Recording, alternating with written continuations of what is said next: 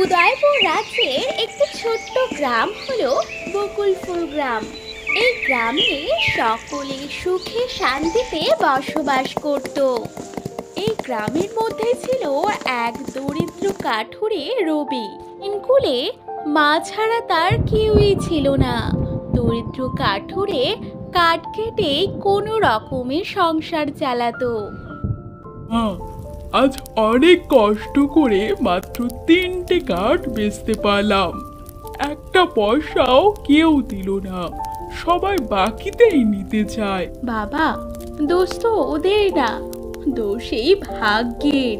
তোর বাপও এমনি করতো, যত পরিশ্রমই করুক কিছুই জুটতো না। মা, এই জঙ্গলে ঠিক মতো কাঠ পাওয়া যায় না, তাই আমি ঠিক করেছি কাল থেকে জঙ্গলের আরেকটু ভিতরে যাব। না বাবা না, অত গভীর জঙ্গলে যাওয়ার কোনো দরকারই নেই। না জানি সেখানে কত জীবজন্তু লুকিয়ে রয়েছে। মা, ওই জঙ্গলে কিচ্ছুই নেই, তুমি শুধু শুধু ভয় পাচ্ছ। তাছাড়া এভাবে কতদিন চলবে বলো তো মা? তাছাড়া সংসারের অবস্থাও ভালো না, নুন আনতে পান্তা ফুরোই। মা, তুমি আমাকে বাধা দিও না। না না বাবা, আমি বেঁচে থাকতে তোকে ওই গভীর জঙ্গলে কখনো কাঠ কাটতে যেতে দেব না। বাবা, তুই বরং অন্য কাজ দেখ। পরদিন সকালে রবি মায়ের কথা মতো কাজ খুঁজতে থাকে।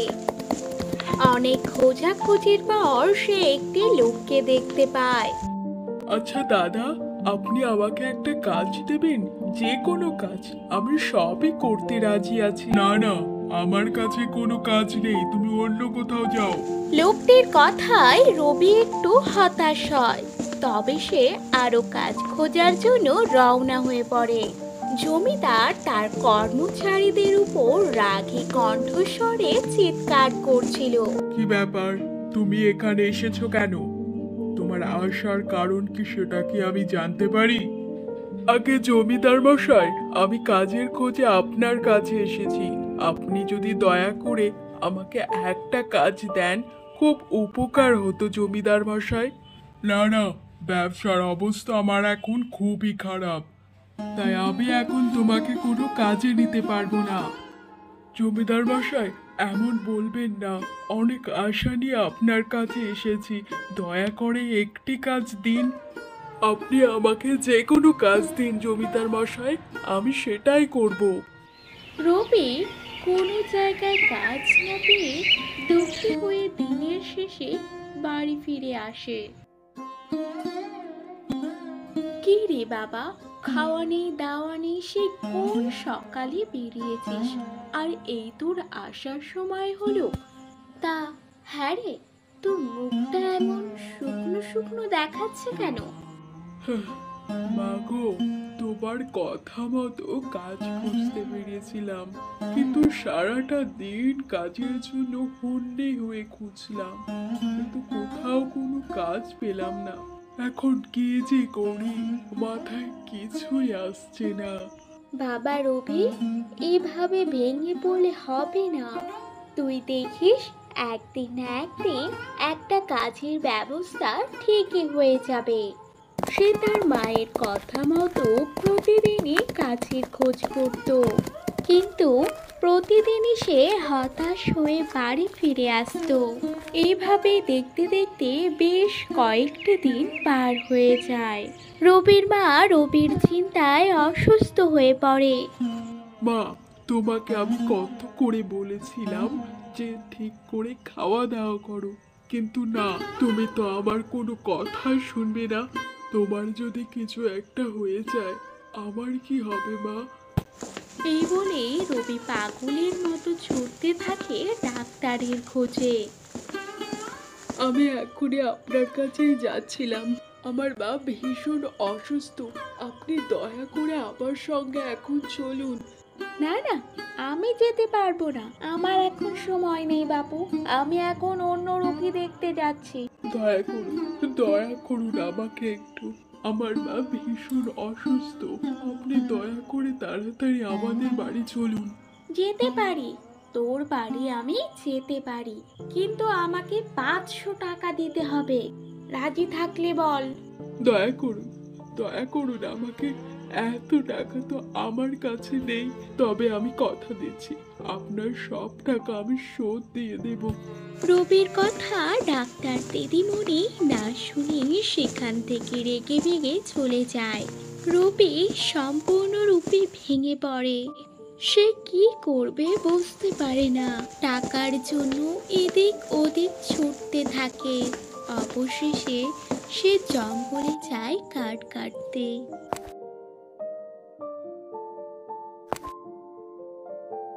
জঙ্গলে মায়ের কথা ভেবে ভেবে সে কাঁদতে শুরু করে। হায় ঈশ্বর, এখন আমি এত টাকা কোথায় পাবো? সারাদিন কাজ করলেও তো এত টাকা উঠবে না। তবে তবে আমি কি মায়ের চিকিৎসা করতে পারবো না? হঠাৎই রবির সামনে এক তান্ত্রিক এসে পড়ে এবং রবিকে বলে, কি ব্যাপার, তুমি এই জঙ্গলে বসে বসে কাঁদছো কেন? তোমার কি হয়েছে? তারপর রবি তান্ত্রিককে সমস্ত ঘটনা খুলে বলে। আচ্ছা বাবা, আপনি কি পারবেন আমার মাকে সুস্থ করে তুলতে? তোর মাকে সুস্থ করার জন্য একমাত্র ওষুধ রয়েছে মায়াবী পর্বতে।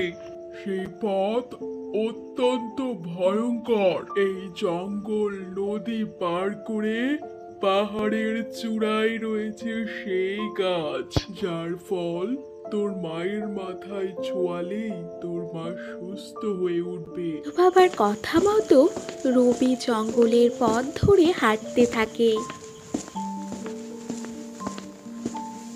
আহ, সেই কখন থেকে হাঁটছি তো হাঁটছি, পথ যেন শেষই হয় না। রবি হাঁটতে হাঁটতে সেই নদীর কাছে এসে পৌঁছায়। আরে, এখানে তো মাঝে আছি বলে তো মনে হচ্ছে না, কিন্তু আমি নদী বেরোবো কি করে? রবি আর কোনো উপায় না দেখে সেই নিচেই নদীতে ঝাঁপ দেয় এবং সাঁতরে সে নদীটিকে পার করে। আরে, এ কি বিশাল পাহাড়! এই পাহাড় আমি চড়বো কি করে? না না না, যে করে হোক আমাকে ওই পাহাড়ের উপর উঠতেই হবে। সেই জাদু লেবু আমাকে নিয়ে যেতেই হবে। ঘরে যে আমার অসুস্থ মা। এই বলেই রবি এক দীর্ঘ নিঃশ্বাস নিয়ে পাহাড়ে চড়তে শুরু করে দেয়। দীর্ঘ অপেক্ষার পর রবি সেই পাহাড়ের চূড়ায় গিয়ে উপস্থিত হয় এবং দেখতে পায় সেই লেবুর গাছ, যা তার মাকে একেবারে সুস্থ করে দিতে পারে। রবি খুশিতে আত্মহারা হয়ে ওঠে। এই মায়াবী নগরী থেকে লেবু নিয়ে যাওয়া কি এতই সহজ? তুই কার অনুমতিতে এই লেবু গাছে হাত দিতে এসেছিস? কে কে আপনি মা? আমি এই মায়ানগরীর রানী, একমাত্র রক্ষাকর্ত্রী। মা, আপনি আমাকে এই গাছ থেকে একটি লেবু দিন। একটি লেবু দিলে আমার মায়ের প্রাণ বেঁচে যাবে। আমার উপরে একটু দয়া করুন। কিন্তু লেবু নিতে গেলে যে তোমাকে কিছু দিতে হবে। মা, আমার কাছে আপনাকে দেওয়ার মতো কিচ্ছু নেই, তবে আমি আমার মায়ের জন্য প্রাণও দিতে রাজি আছি। শুধু আমার মাকে ভালো করে দাও। ধন্য আমি। মায়ের প্রতি এমন শ্রদ্ধা ভালোবাসা দেখে আমি সত্যি মুগ্ধ হয়েছি। যাও, তুমি এখান থেকে যত খুশি তত লেবু নিয়ে যাও, তোমার মাকে সুস্থ করো। তারপর রবি মনের আনন্দে সেখান থেকে একটি লেবু নিয়ে বাড়ি ফিরে যায়।